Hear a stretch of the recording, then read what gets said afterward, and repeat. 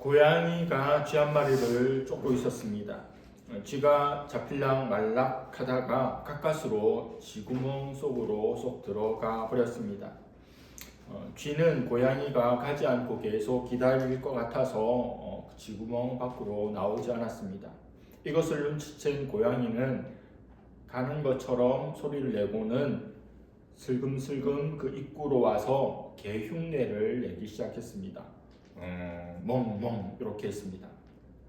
비로소 쥐는 고양이가 간 것으로 판단을 했습니다. 그리고 쥐구멍 밖으로 나오다가 잠복 근무 중인 개에게 그냥 붙잡히고 말았습니다. 쥐가 너무도 어이가 없어서 이렇게 핀잔을 줍니다. 치사하게 고양이가 개소리까지 내면서 이렇게 사냥해야겠어? 그러자 고양이는 의미심장하게 이야기해 줍니다.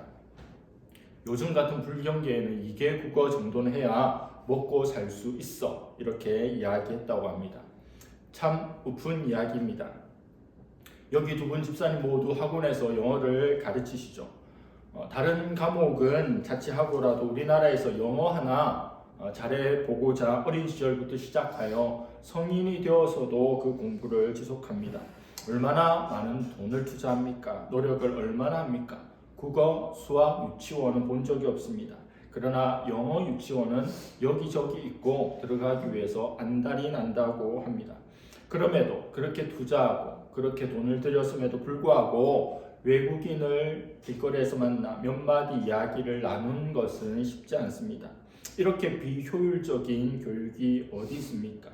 좋은 책과 좋은 논문을 읽어보려고 자유롭게 보려고 해도 영어 실력이 부족해서 답답할 때가 종종 있습니다. 영어권 국가로 유학이라도 가게 되면 영어 수업에, 영어 보고서에, 그리고 나중에는 영어 논문에 정말 네이티브보다 얼마나 고생을 합니까? 석사학위, 박사학위, 한국말로 쓰는 것도 힘든데 영어로 그렇게 해야 되니 얼마나 어렵습니까? 그만큼 외국어는 어렵습니다. 한국에 태어난 것이 핸디캡입니다. 저도 살아오면서 여러 가지 외국어를 공부하고 또 접했습니다.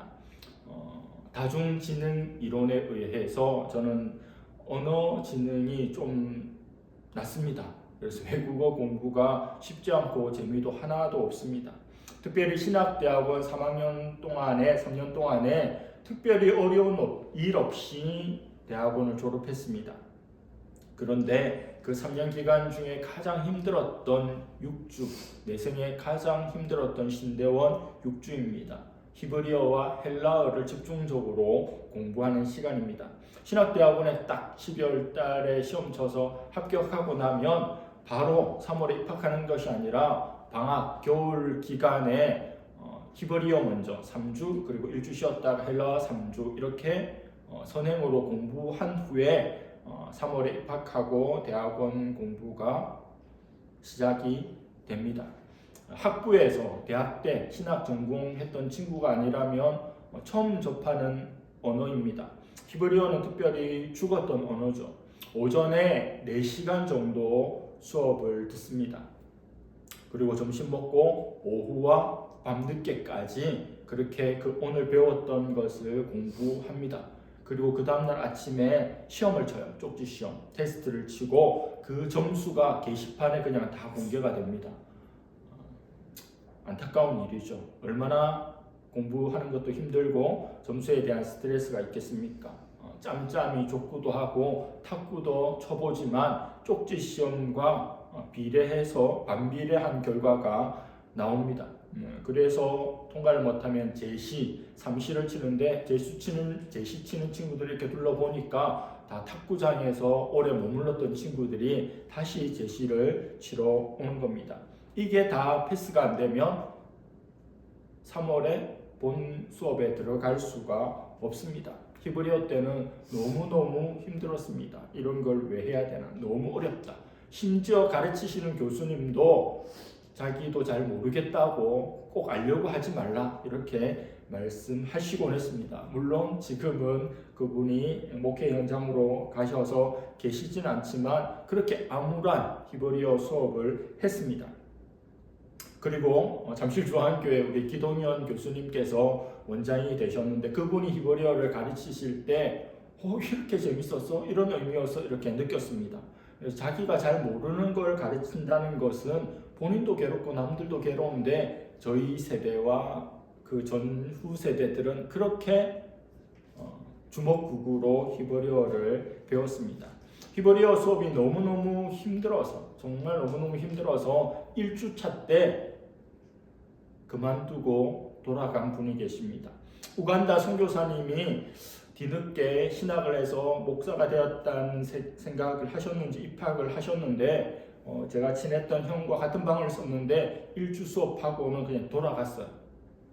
우간다 돌아갔어요. 그리고 그를 다시 보지 못했습니다. 그만큼 신대원 입학하고 준비하고 꿈을 꿨는데 히브리어의 그 벽 앞에서 그냥 무너져 내리고 두 번 다시 신학하러 오지 않았습니다. 선교 이야기와 관련돼서 저희 교단, 우리 고신교단에서 선교사로 나가려면 저 선교사 할래요. 어느 정도 준비되면 다 파송을 해주지 않습니다. 40세 이상, 만 40세 이상은 특별한 사유, 이유 그런 게 없으면 선교사 파송을 안 해줍니다. 바로 언어 때문입니다. 40이 넘으면 언어 습득이 너무 어렵기 때문에 나이 많은 선교사 후보생들은 허입을 안 해줍니다. 그리고 젊은 선교사들이 선교제에 가려고 준비를 해도 처음 파송받아서 일기사역 2년 동안은 오롯이 두 부부가 언어 공부만 해야 됩니다. 가서 빨리 교회도 세우고 사역도 해야 되는데 평생 해야 될 일인지라 언어의 기초를 닦는 시간을 보냅니다. 현지를 이해하고 현지인과 자유롭게 소통하고 또 현지어로 설교도 하고 전도도 하기 위해서 필요합니다. 그렇게 2년이라는 세월을 금쪽같은 시간을 언어 습득에 쏟아붓습니다. 이 모든 일들, 언어의 고통과 수고해야 되는 그 원인이 뭘까요? 창세기는 모든 것의 근원을 살피는 책입니다. 언어가 다양해진, 이렇게 많아진 이유가 오늘 본문 속에 잘 나타납니다. 첫사람 아담이 범죄하여 온 인류의 죽음이 왔습니다. 창세기 11장의 사람들의 교만한 일 때문에 전 인류는 언어 습득의 무거운 짐을 짊어지고 살아가게 되었습니다. 노아 홍수를 겪고도 인류는 크게 달라지지 않았습니다. 회복 탄성력이 대단합니다. 원래의 상태로 돌아가는데 그리 오랜 시간이 걸리지 않았습니다. 노아 홍수 이후로 한 100여 년 안쪽으로 일어난 일입니다. 홍수 이후에 인류는 하나님의 약속대로 생육하고 번성하여 역시 온 땅에 충만해졌습니다. 사람들 족수가 적을 때는 힘이 없다고 느껴지만 인구가 많아지면 어깨에 힘이 들어갑니다. 뭔가 해보겠다는 생각이 들죠. 제2의 홍수를 막겠다는 생각을 합니다. 하나님이 물로 심판했다라는 것을 경험했거나 또 들어서 아는 이들이 다시 하나님께서 그와 같은 일을 행하실 때 우리가 흔들림이 없어야겠다 생각을 하는 거죠.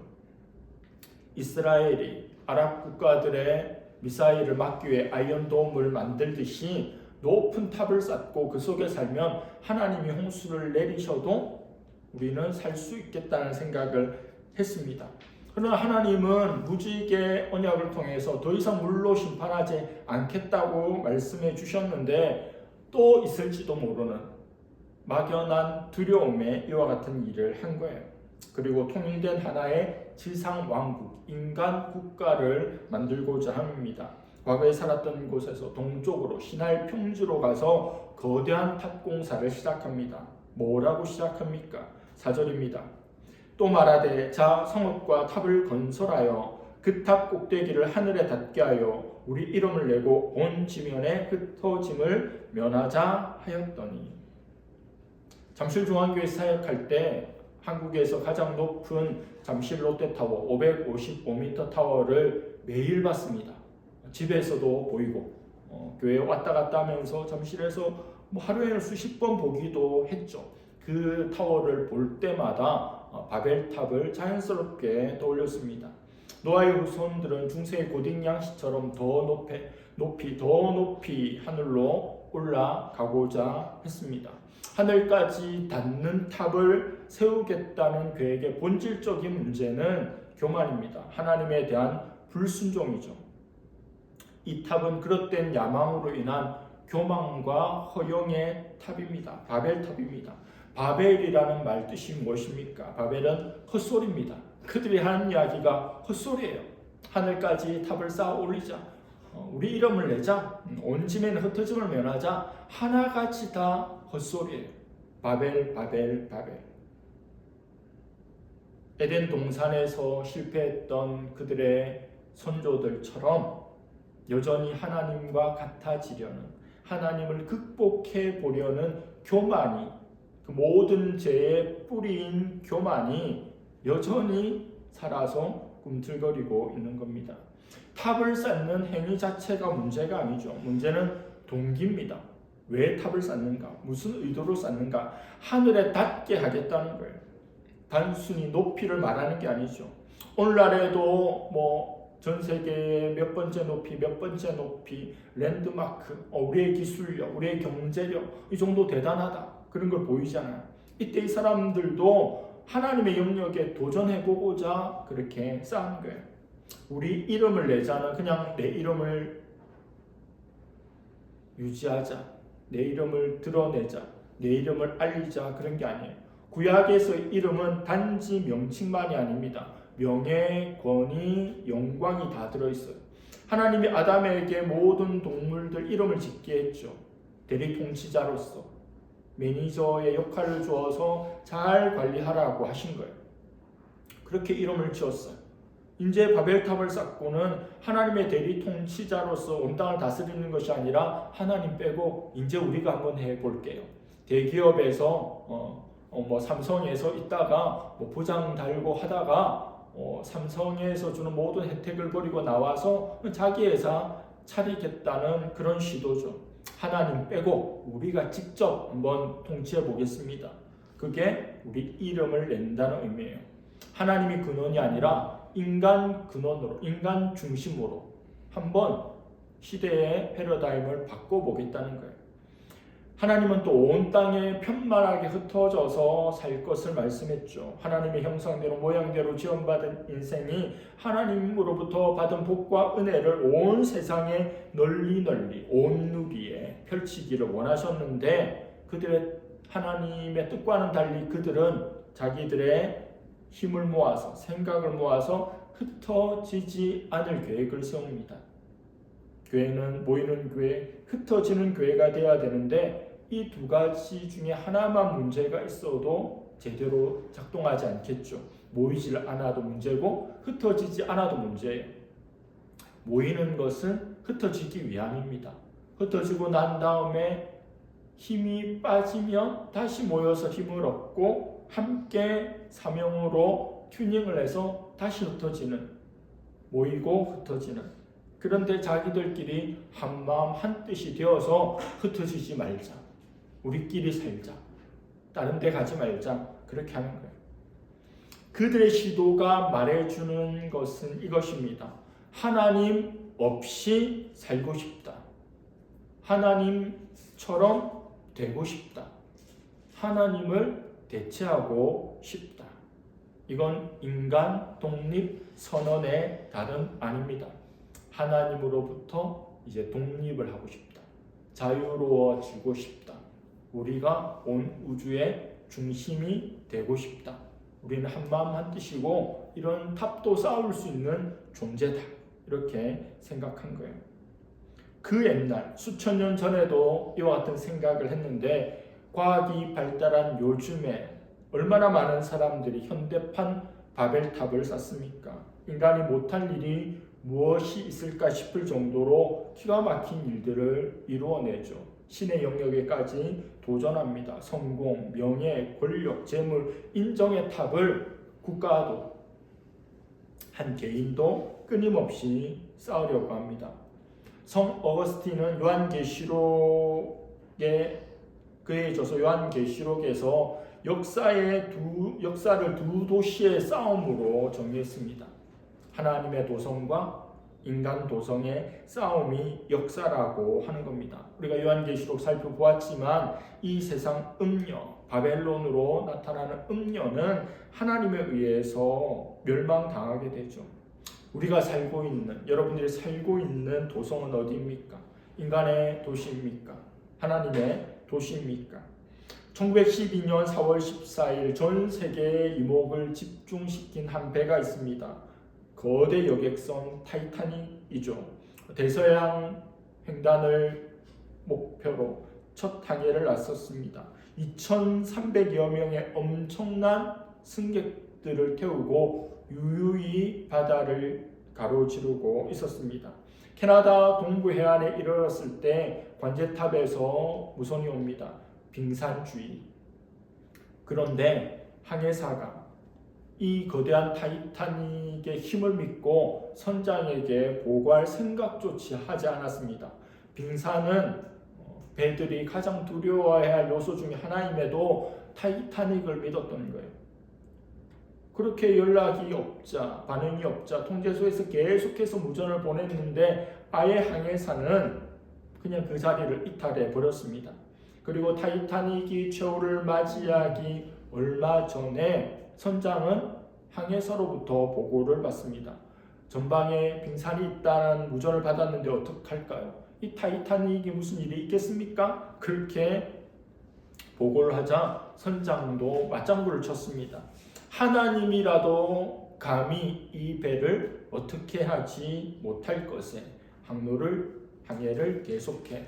이 영화에도 나오는 장면, 하나님도 어떻게 할 수 없을 것이다. 기독교 배경인 그 사람들의 입에서 그런 말이 나오는 거예요. 그들이 만든 이 거대한 배, 너무 거대하고 너무 탁월해서 하나님조차도 어떻게 하지 못할 거다.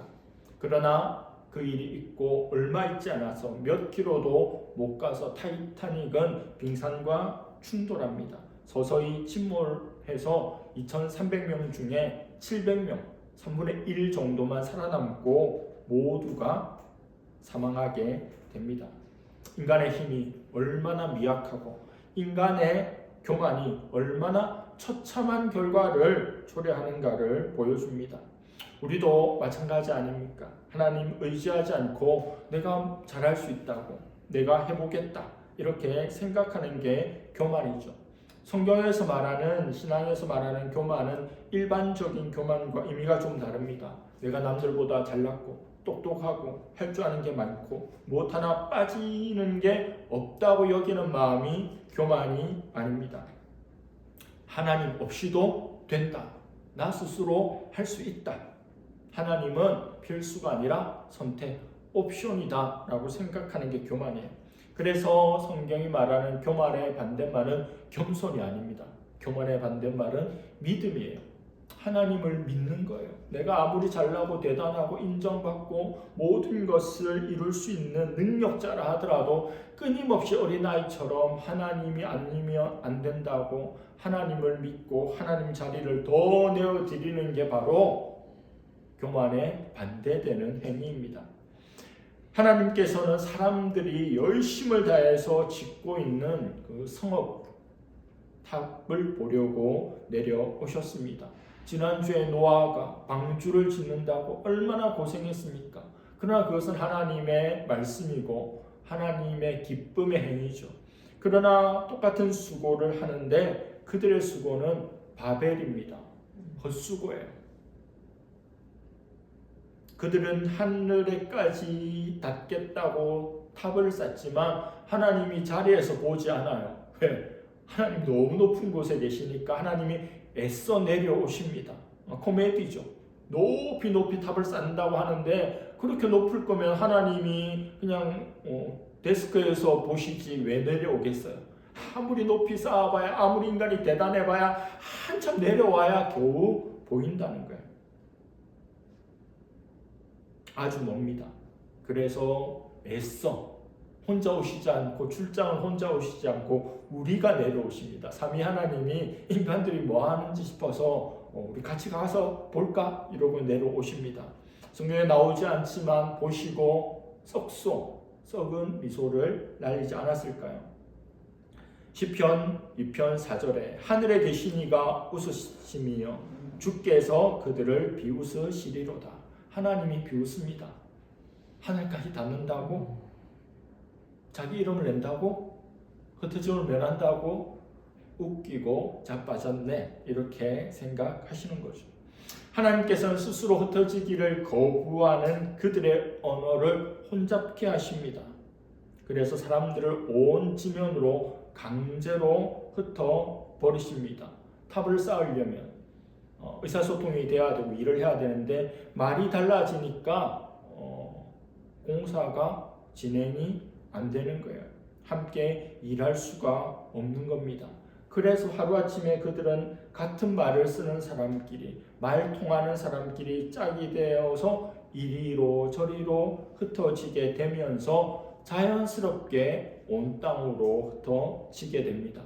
하나님께서 그들의 언어를 흩으심으로 탑공사는 여기서 시마이가 됐어요. 끝나버렸습니다.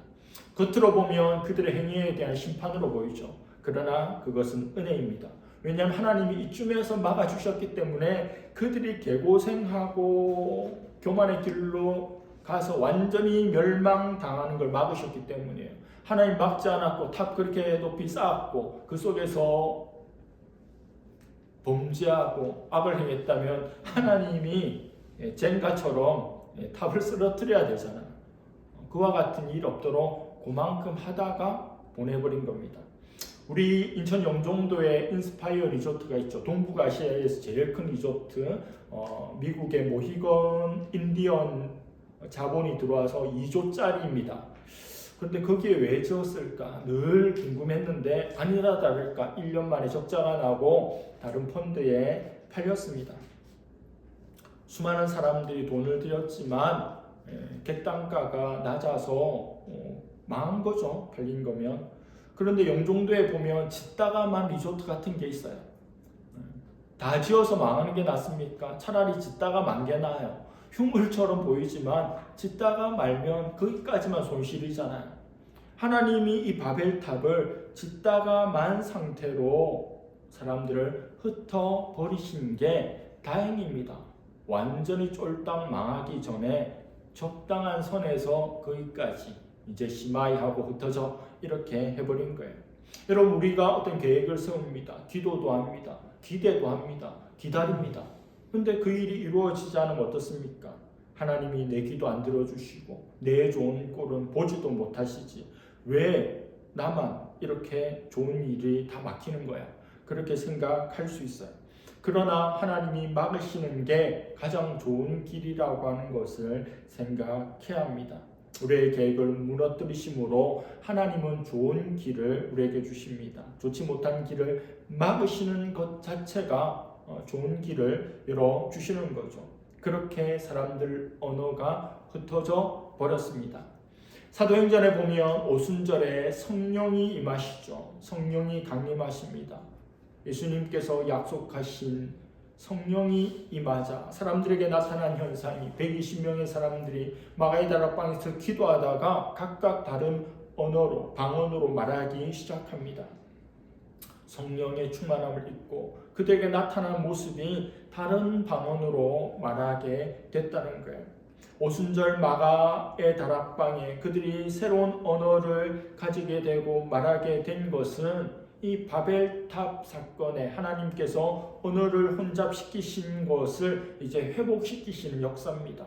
120명의 사람들이 말하기 시작하자 각 나라에 왔던 사람이 이 사람들이 우리 언어를 어떻게 알지 하면서 각 나라의 언어로 알아듣게 되는 겁니다. 새로운 시대가 임하게 된 거예요. 성경은 회복의 책이죠.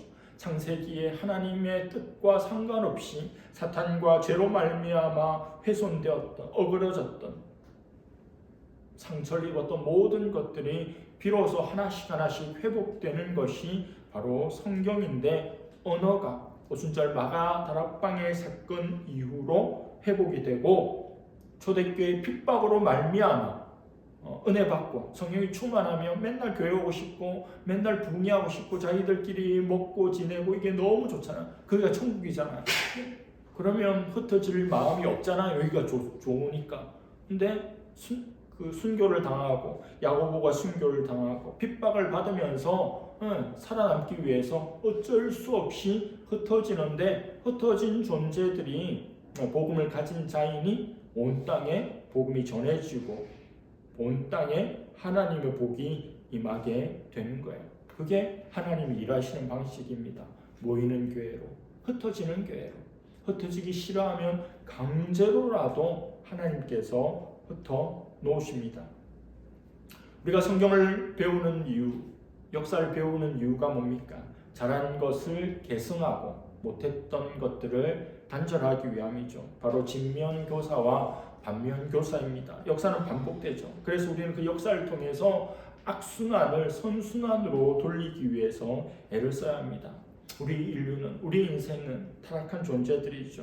죄책이 있고 죄의 부패성이 있습니다. 그러나 예수 그리스도께서 피 흘려 주셨기 때문에 우리는 죄를 이길 수 있습니다. 믿음으로 자유할 수 있습니다.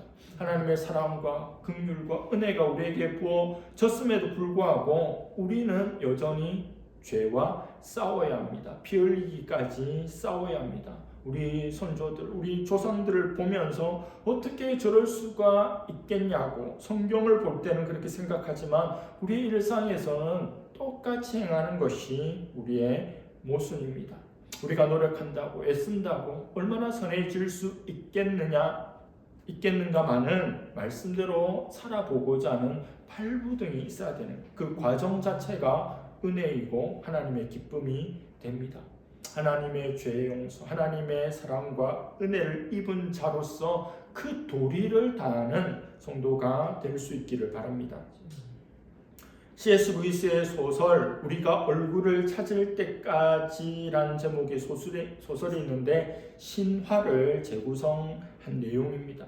이 책에서 저자는 인간을 자기의 얼굴을 위장하고 감춘 채 살아가며 자기를 정확하게 인식하지 못하는 존재로 한 사람을 묘사합니다. 주인공 오루알입니다. 자신의 추한 얼굴을 늘 위장하고 살았어요. 자기의 동생이 너무도 아름다운데 푸시케인데 하나님께서 그를 빨리 데려가셔서 그 신을 고소하기 위해서 신 앞에 나아갑니다. 근데 신 앞에 딱 가자마자 비로소 수건으로 감추어졌던 본래 자기 얼굴을 보게 되고 신의 거룩함 앞에서 자기는 죽을 수밖에 없는 너무도 미천한 존재라는 것을 깨닫게 됩니다. 그동안은 왜 신이 나의 불평과 나의 아픔에 해명해 주지 않느냐고 했지만 그 대답을 듣기 전에 깨달아 버렸어요. 신을 만난 것 자체, 하나님을 대면한 자체가 이미 대답이기 때문입니다. 인간은 하나님을 보고 경험할 때 비로소 자신의 실상을 알게 되는 거예요. 하나님을 제대로 몰라서 그렇게 사는 것이 인생들입니다. 바벨탑 사건도 마찬가지죠. 하나님에 대한 이해가 없고 하나님을 섬기지 않고 하나님을 경험하지 못하기에 그런 헛된 일을, 헛소리를 해대는 거예요. 그게 인간입니다. 하나님을 대면하게 되면 그렇게 살 수가 없음을 이 소설이 보여줍니다. 이 소설과 정확하게 연결되는 내용의 글이 있습니다. 칼빈의 기독교 강요 첫 장에 우리 인생들이 하나님을 향해서 어떻게 해야 되는지를 설명하는 내용이 나옵니다. 몇 줄 되지만 제가 그대로 인용하겠습니다.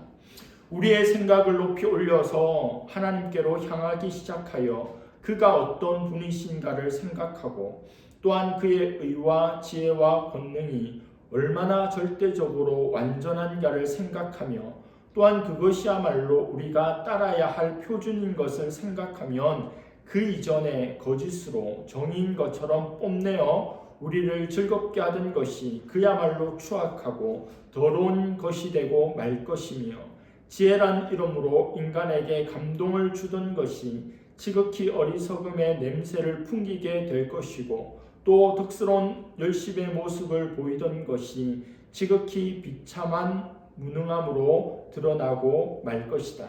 다시 말해서 완전 그 자체인 것처럼 보이던 우리 속의 것들이 하나님의 순결하심에 비추어 볼 때에 그것과는 너무나도 거리가 멀다는 것이 드러나는 것이다. 전지전능하신 하나님 앞에서 전적으로 타락한 인생인 우리가 어떠한 내용이라도, 어떠한 부분이라도, 어떠한 자락이라도 인간 독립 선언을 하지 않고 그 씁쓸함을 재현하지 않는 우리가 되기를 바랍니다. 하나님께 달라붙고 헛소리 하지 않고 헛된 마음 갖지 않고 헛되게 행하지 않고 살아가는 것만으로도 참으로 귀하고 복된 것이 우리 인생임을 기억하며 살아가는 복된 연주 되기를 바랍니다. 기도하겠습니다. 하나님 아버지, 바벨탑 사건을 살펴보았습니다.